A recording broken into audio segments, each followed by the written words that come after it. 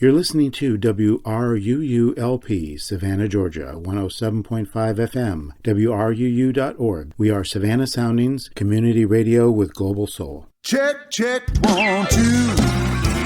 Look like a little country, some rock and roll and blues. 'Cause we sure love playing for good people like you. Let me know if you can hear me.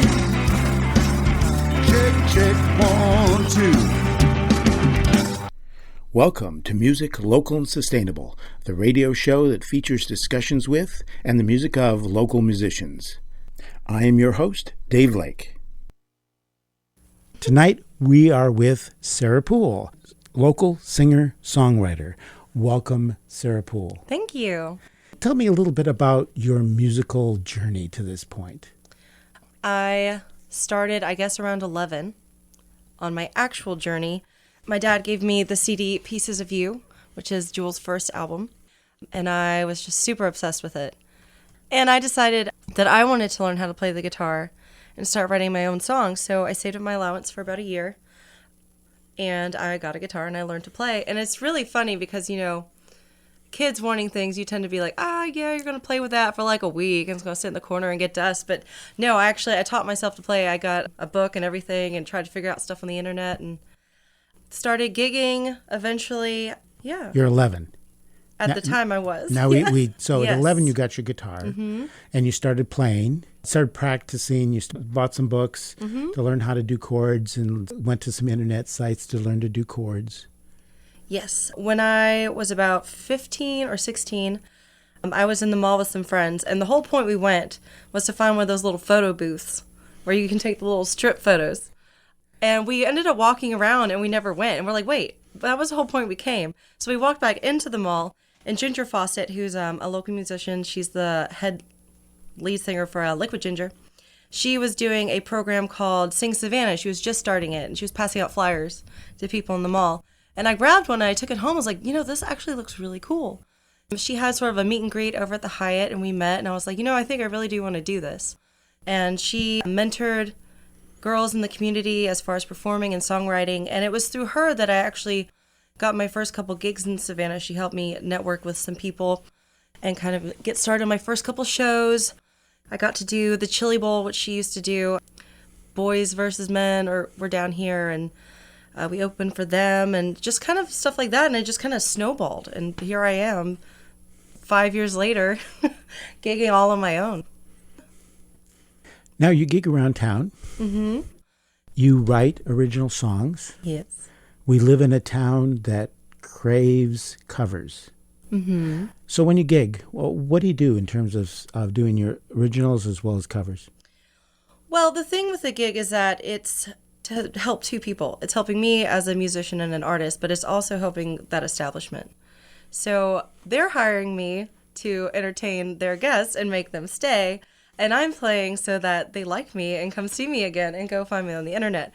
So I do tend to focus my shows on covers, especially if I'm at a bar or a restaurant, but I tend to sprinkle my stuff in, and I always say, hey, this is my music, and if you like it, here's my CD, or here's how you find me on Facebook, and I kind of just try to find a healthy balance of those two things.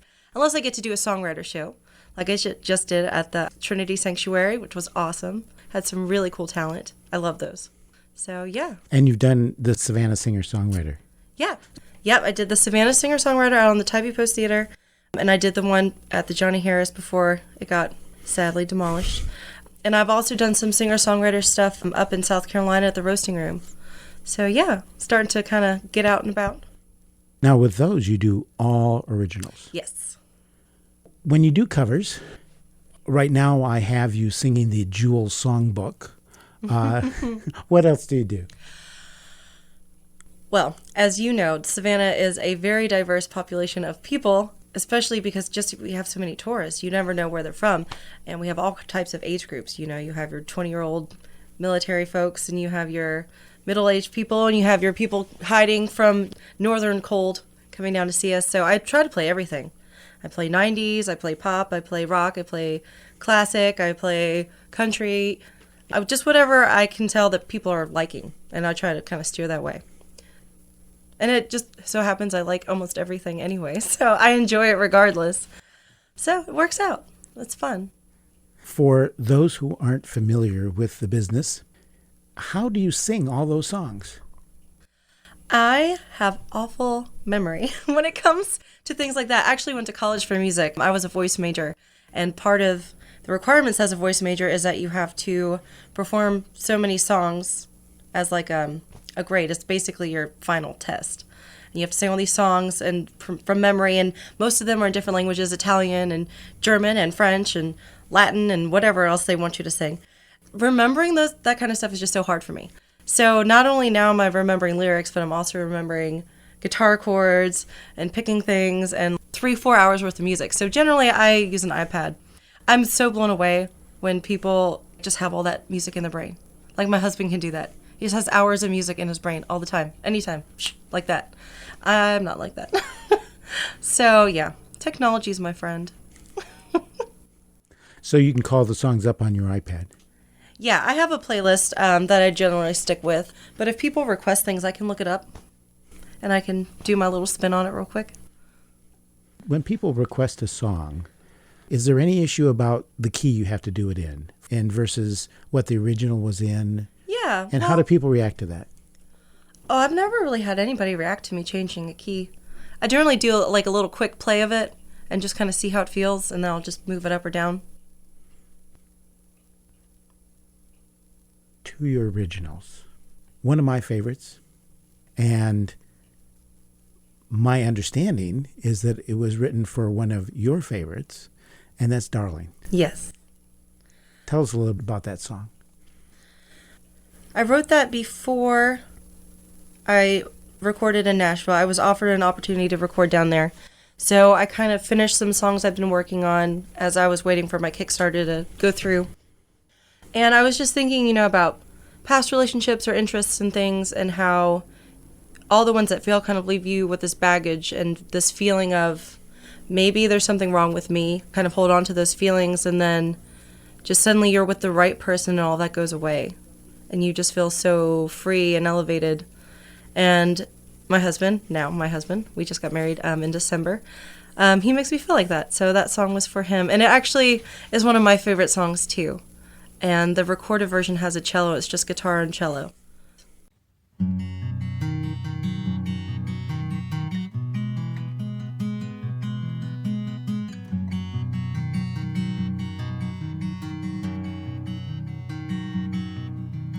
Call me darling, call me love, 'cause it's never felt like this before.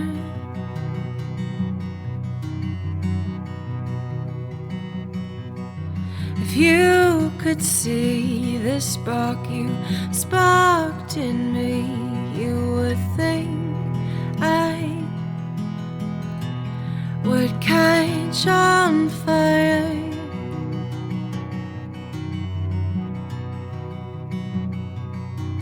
You are the calm in my storm. When I'm lost, you bring me home. You are the beacon in my night. In your arms I am fine.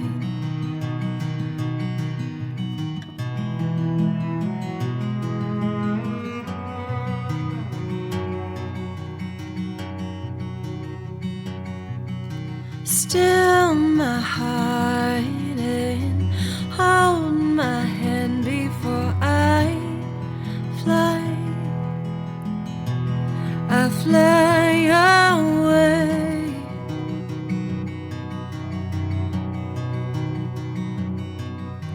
And didn't know what I let go before I let you in.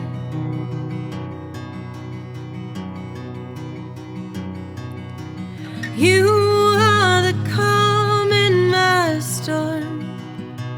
When I'm lost, you bring me home.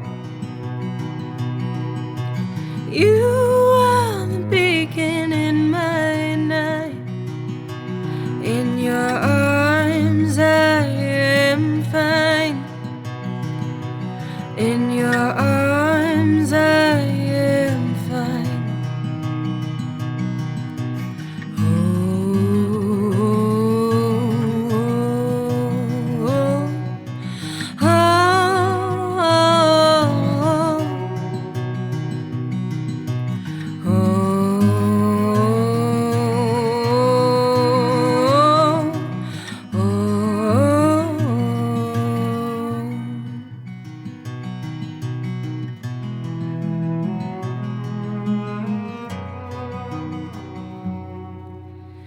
He said, hush, little darling, don't you fear.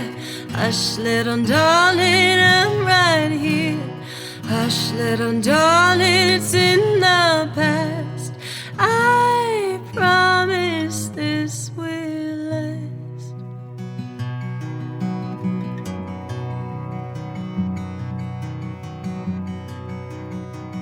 He said, you are the calm in my storm.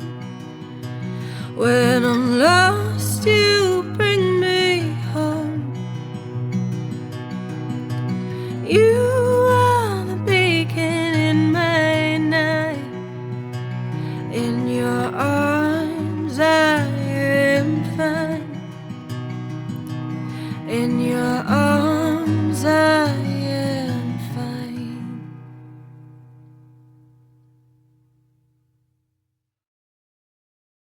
Yeah, it's one of my favorites. It reminds me of some of Jewel's earliest stuff.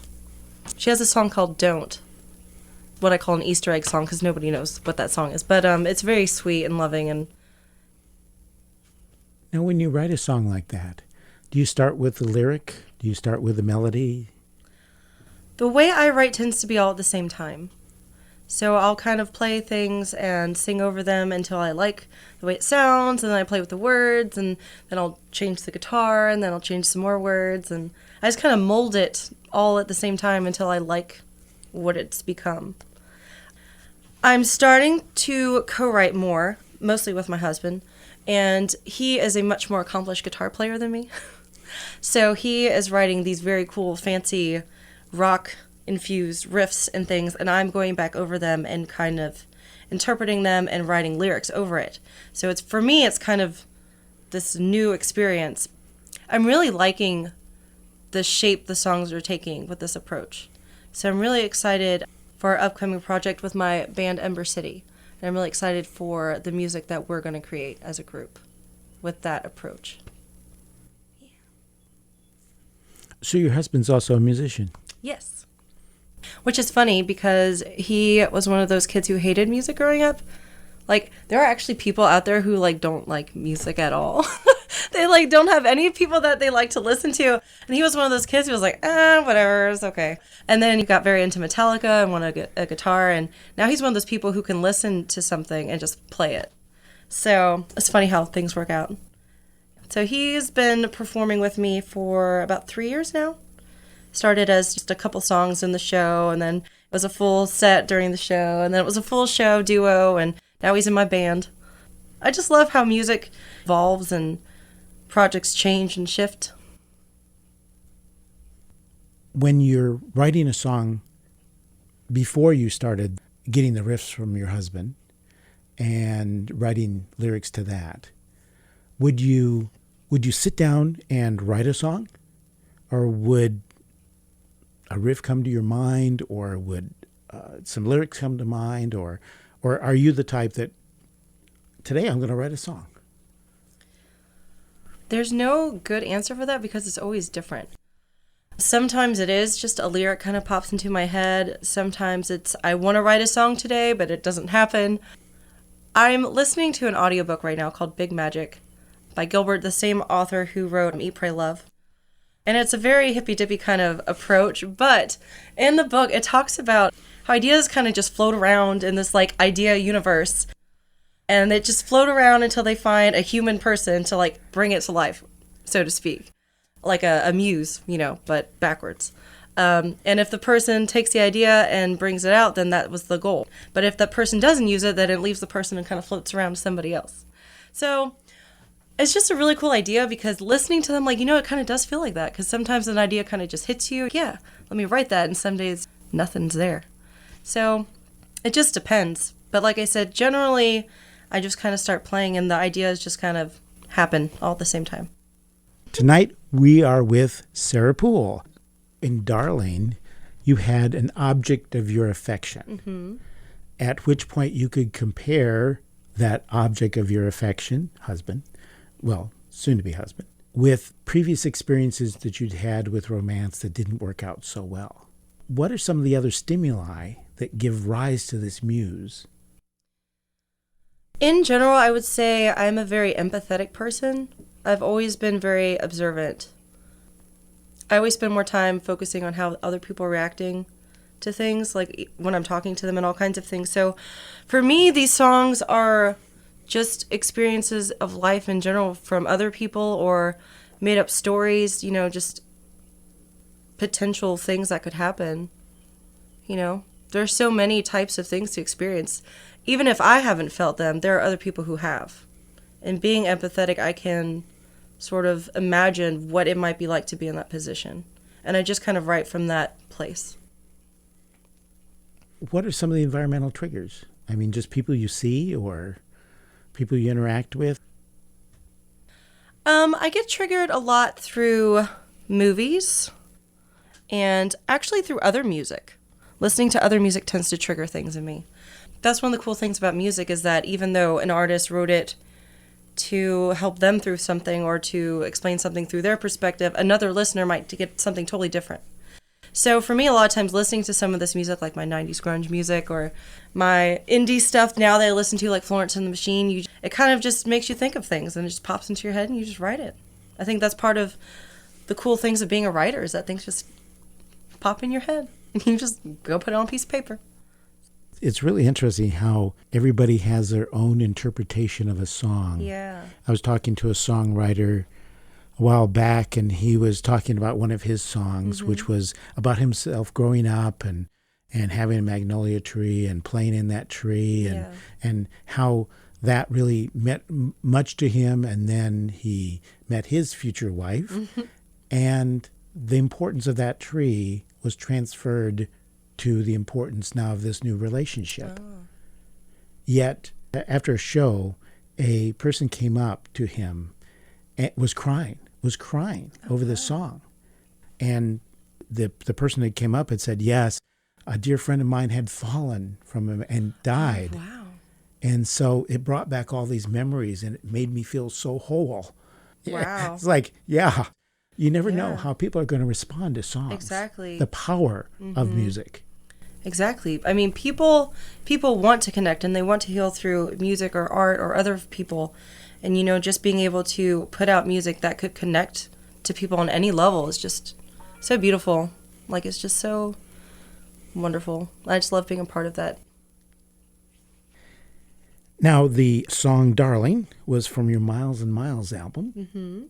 And I don't mean to perseverate, but I have to mention at least one more song from that album. And that is Round These Hills. What was the origin of that song? That was a made-up song. It's about being in a relationship that's fine, but for some reason feeling unsettled or like you need to go out and see if the grass is greener on the other side. Like maybe that person will make me happy or maybe that will be more satisfying. So they kind of just roam around and try different things. And they're like, whoa, none of this is good. I had it going on. So it's just kind of like going the long way around to figure out that you had it right the first time. But in the sense of the album, it was also parallel to my journey with writing music and just how I start in one place and I'm constantly evolving and heading somewhere. So some of my songs do have like dual meanings. You have like the literal translation from the lyrics, but then they also kind of have the double meaning like I was talking about with my songwriting.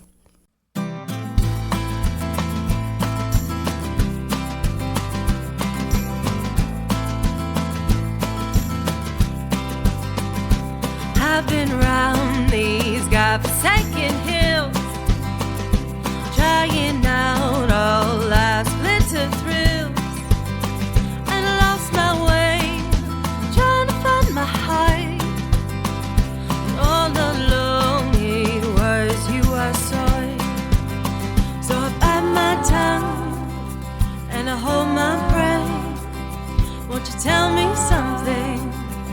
haven't heard about you. Like how we wished on all the same stars while I was out there chasing my heart. And how you wish that I would find peace when I came face to face with my defeat. So I close my eyes and you take my hand. I remember when I've forgotten it, like how you brought the sun to the rain, and how my life suddenly wasn't the same, and how love was only your name. It was me who took it all away. It was me who took it all away.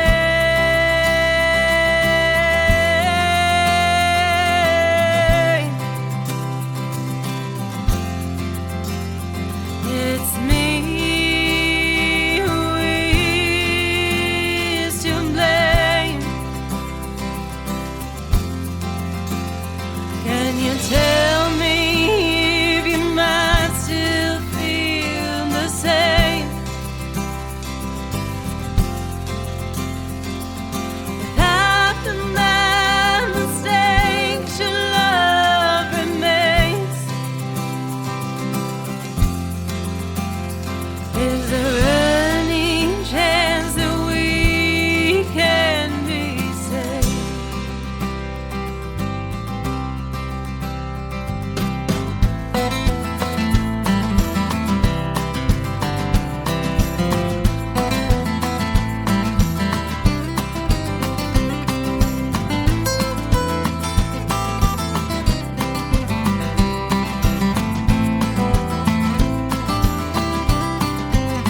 So you pull me close and you kiss my lips.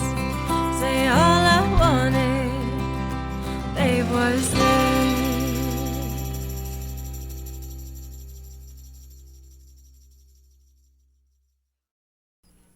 It's the evolving of the attitude and the change in the attitude in different relationships is really the theme of the song. Right. How does that compare to what you were going through as a songwriter? I think it's just kind of deciding what I want to do and what I most connect with. Obviously, I have a love for rock music and sort of that whole 90s rawness. But it's just kind of finding what I can best communicate through and what I most connect with as a musician. Because I love all kinds of music, and I love classical music, I love rock music, I love R&B music, but I might not be the best R&B singer. So it's just kind of going through that whole thing of what I feel most comfortable with and what I can use to most connect with other people. So it's just about that journey as well. Was Miles and Miles your Nashville album? Yes. Tell me about recording in Nashville. It was really fun. It was way different than my first recording experience because my first experience, I'd never been in a studio and I didn't really know what to do. I kind of took a back seat to that whole thing. I was like, I just want to record stuff and you just tell me what's good and that's going to be great. Let's just do it. But for Nashville, I was like, no, this is the direction I want. This is the attitude of the song. And I was much more behind the wheel. So it was just really fun. I recorded in a house studio. So it was half house and half studio. It was amazing. He had it decorated really awesome and just walls to walls of gear and things. And everyone who'd been in the studio had written messages on the door between the engineer station and the recording booth. So that was really fun. We got to leave a little message. But it was just really nice. What really blew me away was just the talent of the session musicians. These were guys that had been all over the place. They'd never heard my songs before, and they came in and just played it together 3 times, all right, let's go. I was like, dude, how did you even do that? And what they did was so perfect.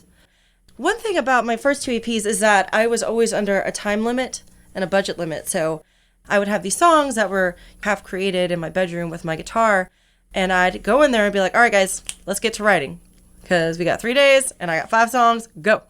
There's not much room to kind of sit with it and let it marinate and decide, yes, I like this, no, I don't like this.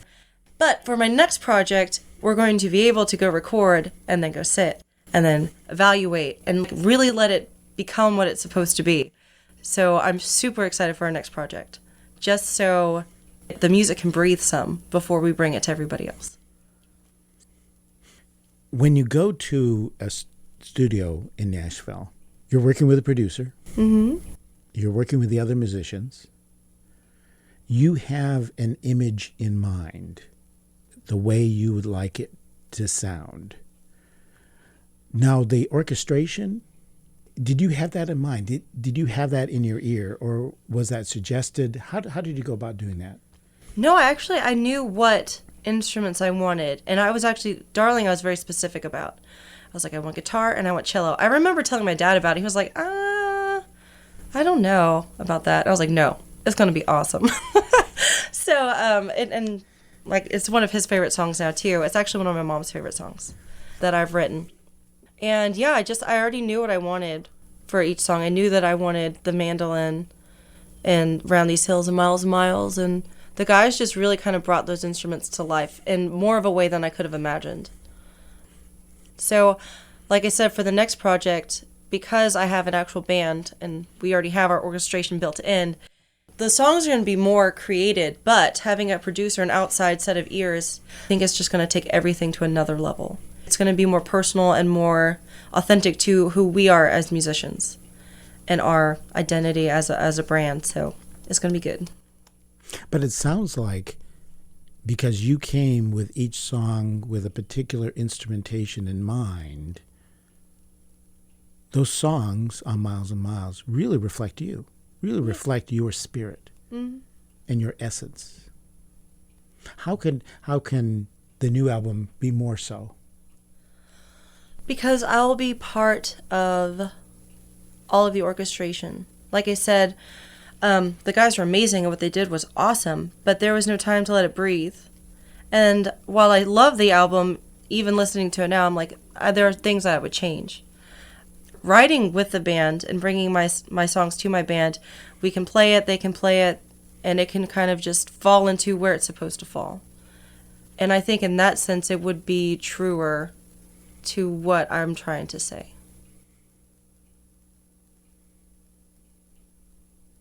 Now, in setting up an EP or setting up the new album,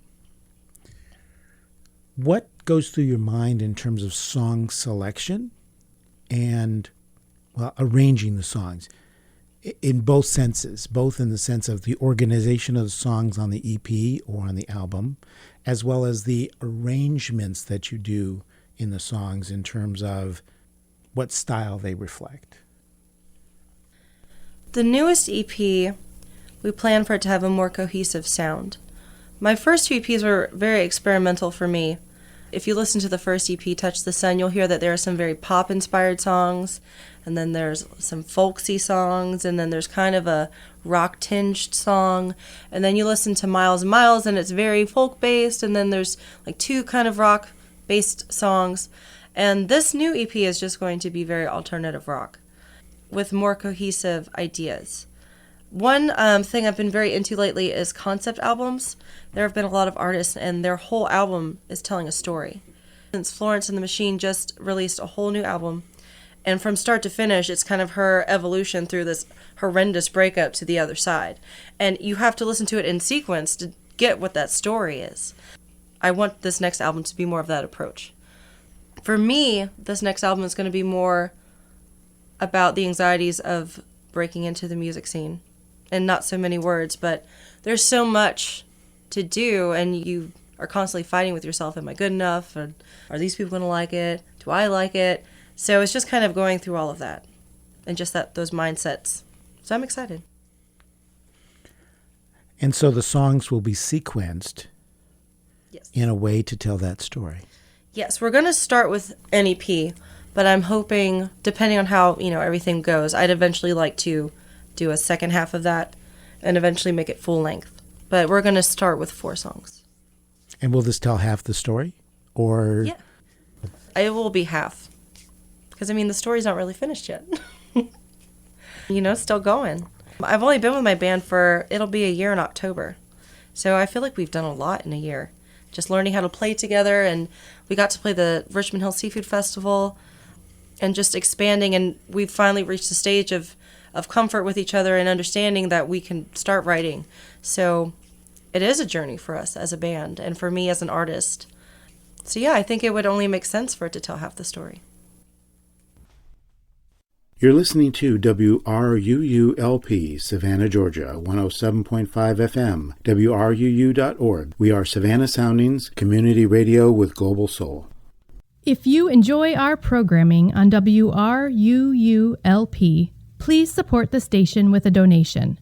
As an individual, you can give any amount, become a basic station member, or become a serious fan of the station. To check out membership rates and to donate to the station, go to www.wruu.org/individual and select to donate monthly or subscribe to an annual membership. Again, to donate to the station, go to www.wruu.org/individual and select to donate monthly or subscribe to an annual membership. Thank you for listening to and supporting WRUULP. Healthy Savannah is a social movement founded in 2007 to make Savannah a healthier place to live. The organization works to increase opportunities for citizens to engage in physical activity and consume a nutritious, balanced diet. Healthy Savannah is fueled by the ambitions and motivations of volunteers. Events around the community are always in need of a helping hand, whether it is a one-time basis or continuously. More information available at healthysavannah.org. You're listening to Music Local and Sustainable, and I'm your host, Dave Lake. Tonight, we are with Sarah Poole. I believe in the album. Do you believe in the album? Yeah. And it's important to look at the way it was structured by the musician and really take that in. But that's so 20th century. I think as far as getting a physical CD and taking it home and looking at all the art and everything inside, the little booklet and all of that, in that sense, yeah. But if you have paid attention to what some artists are doing, I mean, you have artists like Beyonce and Kanye, and just overnight without any promotion, it's like, oh, ta-da, there's a whole album online. Some artists are approaching things with the single song aspect, but then it's meant to be released like that so that you notice those songs in sequence. So that by the time all of those singles have been released, it's also told a story. Artists are still telling stories with their whole albums. They're just doing it in a way to keep everyone's attention, which is one small chunk at a time. Because everyone has ADD nowadays. So, yeah, I just think that's fun, and it keeps people interested, because if you don't stay right at the tip of things, people are going to forget about you. It's almost better to give them a little bit and keep them coming back. And how do you interact with the audience? Are you talking in a show sense or in a artist sense? Either way. I just try to show people that I'm real and down to earth. At my shows, I am fairly quirky. I am very known for very bad jokes. I tend to joke about my jokes, saying that the show is half music and half comedy. I'm like, you guys didn't know you were going to get a comedy show tonight? And it's just like crickets. They're like, great jokes, Sarah. But as far as online, it's kind of the same thing. Jokes a little bit that my husband tweaks some, because he's like, Sarah, that's really bad. That's a really bad joke, and I need to fix it. But yeah, just talking to people, trying to get them engaged, asking them what sort of songs they want to hear or what books they like. Just developing a connection with them as people. And that's show or artist. Now, I see that in terms of the actual show. I mean, you're down on River Street, for lack of a better place, and doing a show, tourists are in town, you are asking them what they'd like to hear and doing some songs that sort of reflect, sort of trying to read the audience, probably one of the hardest skills for a new artist to develop. At what point do you say, well, I'm going to share myself. I'm going to do an original. How do you work that in? I have two approaches to that. Anybody who's on the music scene knows that you have great shows where everything's super awesome and people are really into it. You're like, yeah, I'm going to play my stuff because they're going to get it. They're going to appreciate it and they're going to go home and listen to it.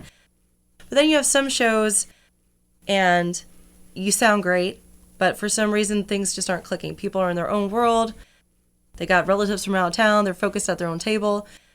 So then you just kind of do your songs for you. You're like, this is for me. I love singing, and this is way better than working at McDonald's.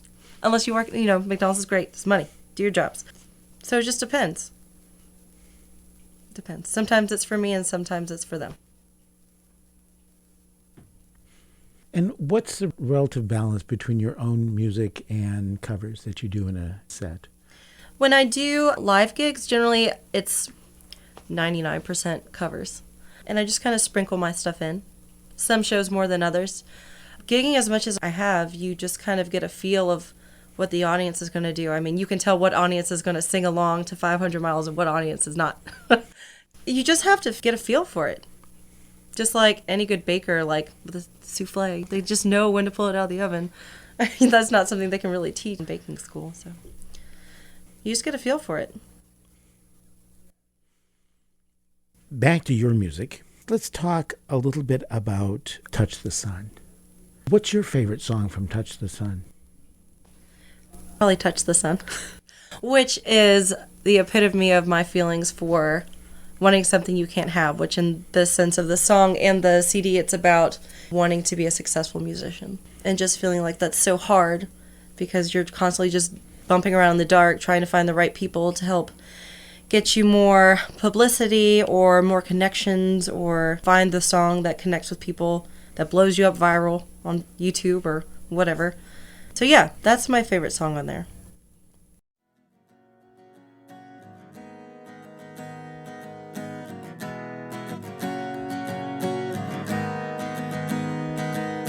Take me where we can feel free and pretend we're who we wish we could be. 'Cause lately I feel like I'm drowning in my own self-made surroundings.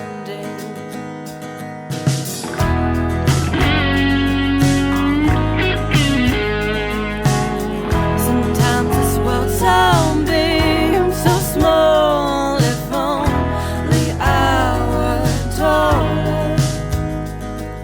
I stand and I sway and I sway and I sway, I sway until I fly.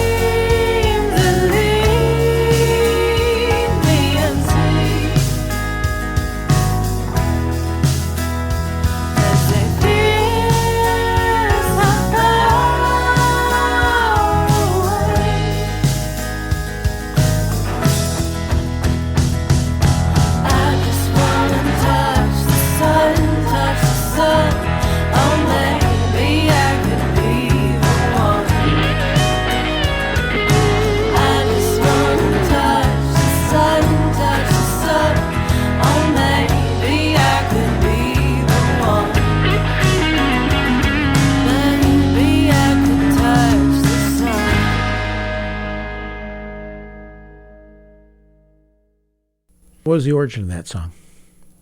Just me sitting at home on my guitar, and the idea just popped in my head and I wrote it.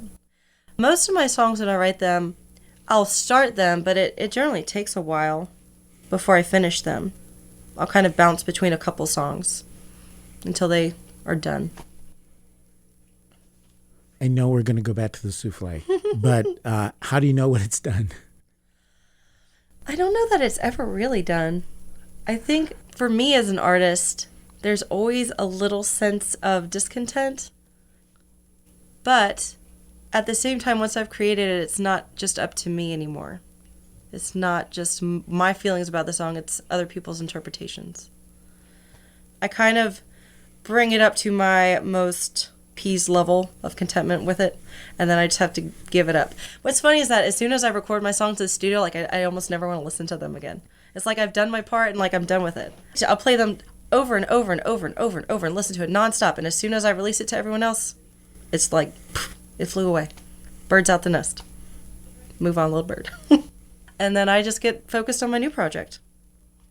One of the songs that I'm really intrigued by from the Touch the Sun album is Carnival. Can you talk about Carnival? That was probably my most edited song. A lot of times when I write, I kind of just write them and they are what they are. And there'll be things that I tweak, but this one I rewrote and I rewrote and I rewrote it over and over. And the song is about losing the carefreeness of being young. And the older you get, the more responsibilities you take on. And I think the more joy you compromise for your responsibilities as an adult. And you take on these roles that you think you're supposed to take on. And you kind of put this youthful, joyful side of you tucked away. It was kind of about challenging that and not losing that. I say all the time that I don't act like a grown-up. Responsibility-wise, yeah, I pay my bills and all that stuff. But as far as like my goofiness, that's so not grown up of me. I am a total dork all the time in public. Whoever's there, it does not matter. And it's just kind of about that whole approach to not letting kind of your inner child die. Both imagination and having fun.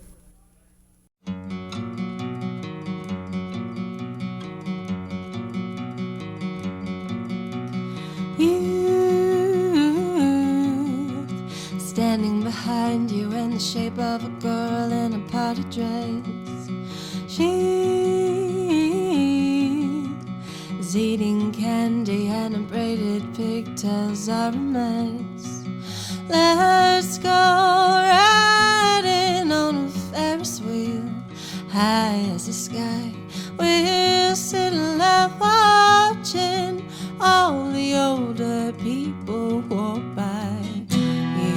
Seems like it was just yesterday, but it's gone. The avenue went away.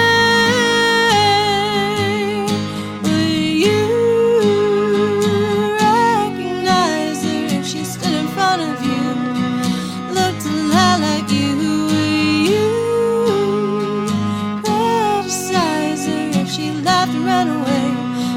Try yourself to stay. Will you ostracize her if she wanted something new? She's not unlike you.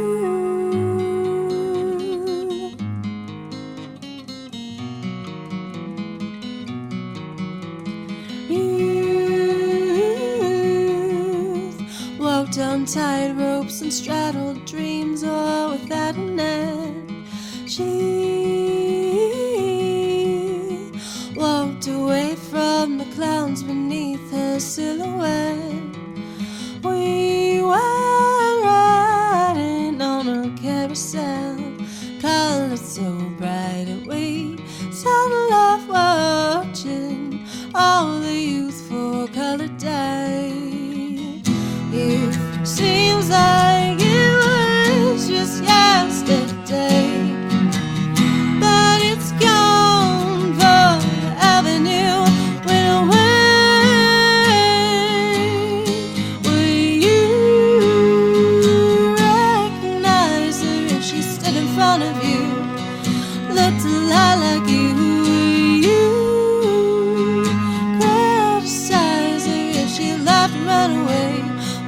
train yourself to stay with you. Ostracize her if she wanted something new. She's not like you.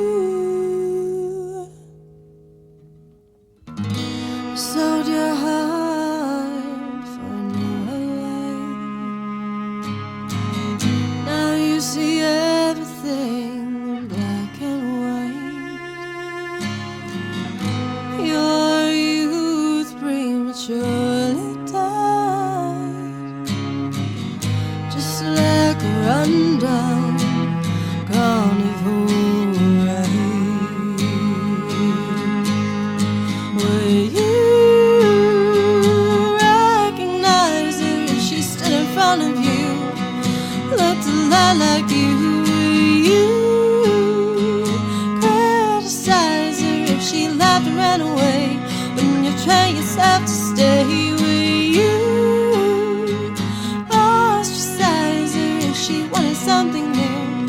She's not like you. Black and white carnival ride. Black and white story of your life.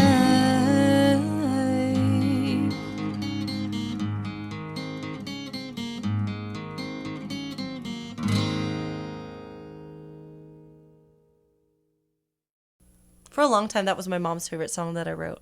And then I wrote Darling, and now that's her favorite. Which, to me, says a lot because she only wanted Carnival for a long time. Tonight, we are with Sarah Poole. So when you do something like singer-songwriter, where people have come to listen to the music, what goes through your mind in terms of song selection for an event like that? I've been fortunate enough to be a part of several songwriting shows, and some of them are 3 to 4 songs, but I've also done them where I have a whole 45 minutes to like an hour. So in the longer shows, I just play as many songs as I can stick in there because that's exciting to share that.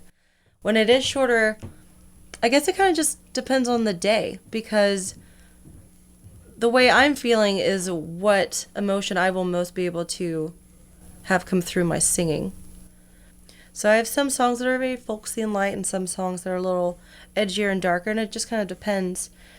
It also depends on who I'm sharing the bill with. I kind of want my songs to complement what they're doing as an artist. So there's just a lot I take into consideration when choosing my songs. But those are the main ones. Do you talk with the other artists before making up your mind of what you're going to do on stage, or do you sort of listen to what they're doing and you, on the fly, say, I'm going to do this one? I generally don't talk with them too much about, hey, what songs are you doing and what do they sound like and what are you going for? Just their general artistry is what I consider. Also, as a rule of thumb, I try to pick songs that aren't super similar. So I'll try to do a slower song and then maybe a more upbeat song. Try to make it more balanced. Because if it's all the same, they might check out halfway through. And they could all be great songs, but it's like we were talking about earlier, it's about sequencing. And it's about what songs will fit together in that setting. And I think variety is always nice. You grew up on a wide variety of music. Mm-hmm. Jewel is what triggered you wanting to write songs yourself. Yes. What about those songs triggered that desire to write songs? As children, you're very impressionable. And there are different things that kind of stick out to you and impact you. And just listening to her lyrics, they were just so honest and raw. And her voice, I don't know, it just kind of, it's almost spiritual in a way. Just the way it connected, and I could just really feel what she was feeling or trying to project in her music, and I was like, I want to do that. And I've always been the type of kid who was running around the house singing Disney songs, like nonstop all the time, and making up songs on the playground, and like I was always a musical person. But when I heard her, and I was like, this is a girl or a woman, and she's on the guitar and she's writing her own songs, and it means something to me. I want to experience that firsthand. So I did. being a woman in what is really a male-dominated profession. Mm-hmm. What challenges have you seen, and what opportunities have you seen in that context? For the most part, I've been very fortunate. Savannah is a very loving community for musicians. And I have been fortunate enough to bump into people who want other musicians to do well. So, in general, I do feel very supported by the people around me. I sometimes reaching out to other places, and I don't know that it's because I'm a woman or because I don't have a booking agent, but that is harder to reach outside of Savannah. But yeah, I think in general I've been pretty lucky in that aspect. I understand that for the new album coming up, you have a GoFundMe campaign. Yes, there is, so that we can go record with some fancy folks and get this album done and kind of take the next step as a band entity and not so much as me as a solo artist. And why did you decide to go that route? I am constantly trying to find ways to grow and evolve as an artist. And I have spent a lot of time in the solo folksy songwriter realm. And like I said, my love of music has always kind of originated from this very rock, raw, indie type of thing. And I really just want to kind of explore that side of myself as a songwriter. So it just feels like a logical step to me to get involved with my band and write with my band and make a CD with them. And so we're going to see that more raw side. Yes. Because I don't see that on the 2 EPs that you have. Right. I always play it very safe, singing-wise. You know, I went to college and stuff for singing, so I learned how to sing healthily. And so I'm always very conscious of trying to make everything sound pretty and nice and smooth. And I think in doing that, I compromise some of the truth of those songs, the rawness in them. So for this upcoming album, it's going to be less focused on what the prettiness of the result is going to be and more about the emotion of what's behind it. More of that raw energy is what I want focused on. So that's what I mean by raw, is less inhibited and more true to the message of the song via my performance of it. Do you think you have sacrificed some things that should have been on these EPs? Like I said, I recorded these EPs fairly quickly just due to budget and time available. So one of my biggest complaints for most of the songs was my delivery of the singing, just because they felt so safe to me. And I you know, I'm still proud of them. I love those songs, but I do wish, especially like Grey War, like that song is meant to be so angsty. When I do it live now, it is way more angsty because I had time to breathe and grow with me. That's definitely something I want to get on these albums that I wasn't able to do before. Well, let's talk a little bit about Grey War. What was the origin of that song? It is a story, a made-up story, about a relationship that used to be so cohesive, and these two people who used to be so on the same page, and now they've just found themselves at this awful crossroad, and they just can't get back on the same side. And it's kind of like just being on this battlefield of this destroyed relationship and kind of just trying to figure out how this even happened.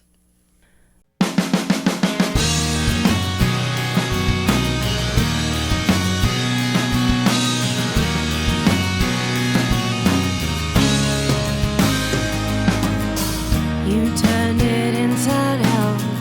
You turned it all on me. You know I believe in between these heartbeats. Took me to the river, watched me drown.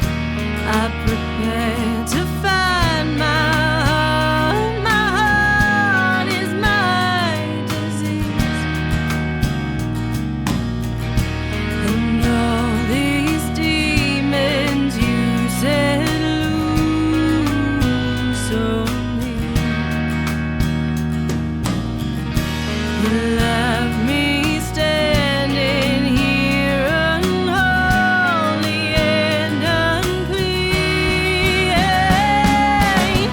When my heart is breaking, when my seas are raging, when I'm barely breathing, I paint the way.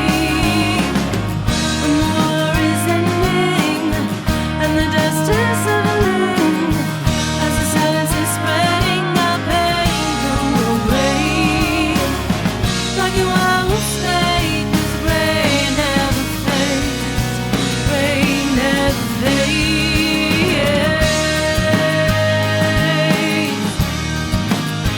rain never fades.